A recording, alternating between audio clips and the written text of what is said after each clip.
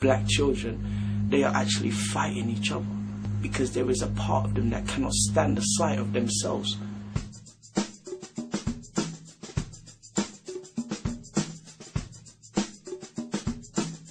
The First World War had begun at the start of the 20th century, and African American men were enlisted into the army, but even then, laying their lives down, for their adopted land, did not win them the respect of their comrades. They were still treated on European soil as just Africans, just blacks, in the eyes of their, white American comrades. So even soldiers coming back, and though the war had been won, but they still felt like a defeated foe. So definitely a wounded people. And Marcus Garvey's arrival was definitely an arrival that came just at the right time. It gave people hope. The Honourable Marcus Messiah Garvey is what some people called him. Some people even went as far as calling him the Negro Moses. Just to give you a picture of what this man did, he was about action. Not just talking about what can we do to people. He wanted black people to stand up straight, raise their self-esteem, let them know that they are great people. He wanted them to do for self.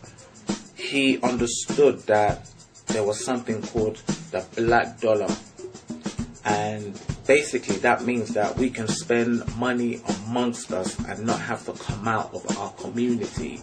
And he started a newspaper called the Negro World. Here's a man born in Jamaica at a time where the country was colonized by the British, but we have to study Marcus Garvey's upbringing before we get to his manhood, because even in his childhood, his response to colonization and the present day presence of slavery and the slave mentality of the European colonialists, his response was not like the others.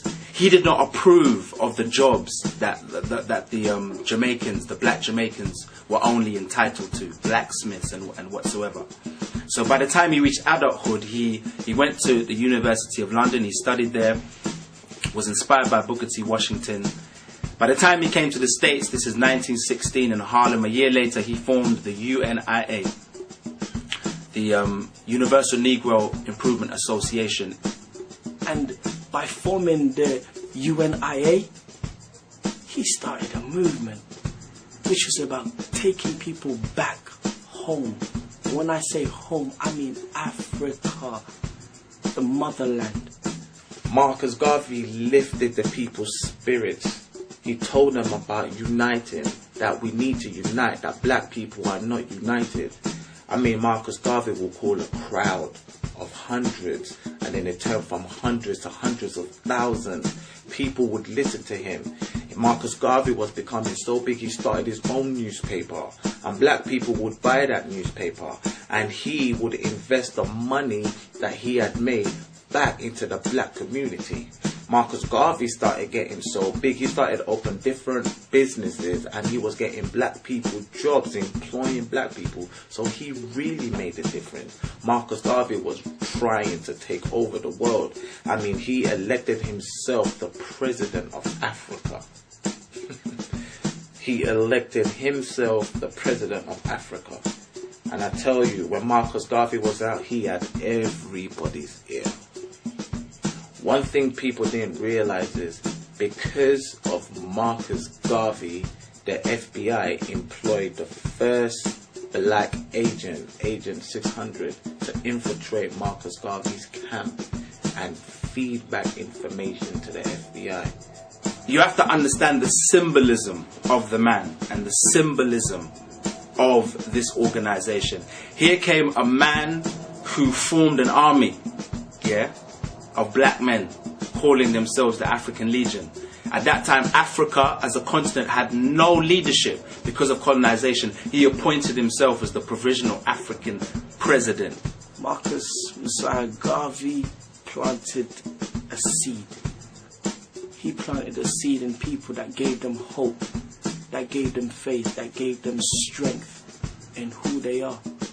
Back then they would have these marches on the street, and the way they would march, the authority when they would march down Harlem, it was like carnival. And the authority they had, like they were an army of people. They were clothed in ropes and like these army gears, like they were sergeants. And people would just look and think, wow, they had never seen black people like that. The women would dress all the same, marching down the street. The men would dress up, they would march. They had authority. Marcus Garvey gave them these titles and they carried it.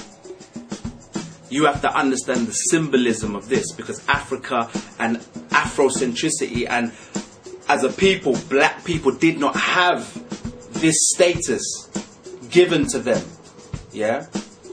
And that's a legacy that cannot be forgotten. When you've got newspapers that were translated in different languages, one black man. Garvey's newspaper, The Negro World, was published in French, Spanish, and also English. So he was bringing a global community. He believed in restoring Africa. When you've got people who are wearing suits, when you've got captains being appointed by an individual who had what is known as a vision, and it is utmost to carry out that vision. And yes, you know what, with every man there's going to be negative labels and tags that are going to be pointed out by people and individuals. No man is perfect, but for what he did for the people, that's something you cannot forget. One of the things Marcus Garvey wanted to do was he wanted to show Africa for what it was before it was colour line. He wanted to return Africans, or the Negro, return him back to what Africa was, so he can realize and see what Africa was, show the pride in Africa. You know, Africa had been broken down. Africa had been seen as, you know, a third world country, poverty, and it had been looked down upon. The Africans had been taught that they never had a history. So one of the things Marcus Garvey wanted to do was show the pride in Africa. So he personally elected himself the president of the Africans, just to show that pride that the African people should have, that the Negro man should have about where he came from. But you have to understand Marcus Garvey's symbolism. You know, he had many ideas, many programs. One of them was the Black Star Line, which though didn't become a success long term, but this was a ship that Marcus Garvey purchased for the aim of giving black people their own ship. You have to understand, in that time of racism, though there's still racism today, but in that time of segregation, black people on ships had to eat after the white people. Yeah, they had to live at quarters below deck. Here was Marcus Garvey who said, I'm going to give black people a ship to reinstill pride that they can be treated as first class. Yeah, and not only that, he intended to build the economy of the black man. Yeah, on board, they could have produce and sell raw materials, export these, so black men could find jobs. He was teaching black people about buying shares, investing their money, and he made so much money. He was such a businessman. He decided to buy a ship, the Star Line. And what you have to realize is, back then, that was unheard of. That was absolute madness. For me, he's personal to me because I know that after Marcus Garvey lived, the leader of the Nation of Islam, Elijah Muhammad, he was a Garveyite in his day. Later on, he would form the Nation of Islam. Malcolm X's father was a Garveyite, a member of the UNIA, and Malcolm X himself, the organization he intended to build, the OAAU, was inspired by Marcus Garvey. Even movements like the Black Panther Party, and if you study the organization of them, all came and were all inspired by Marcus Garvey. So today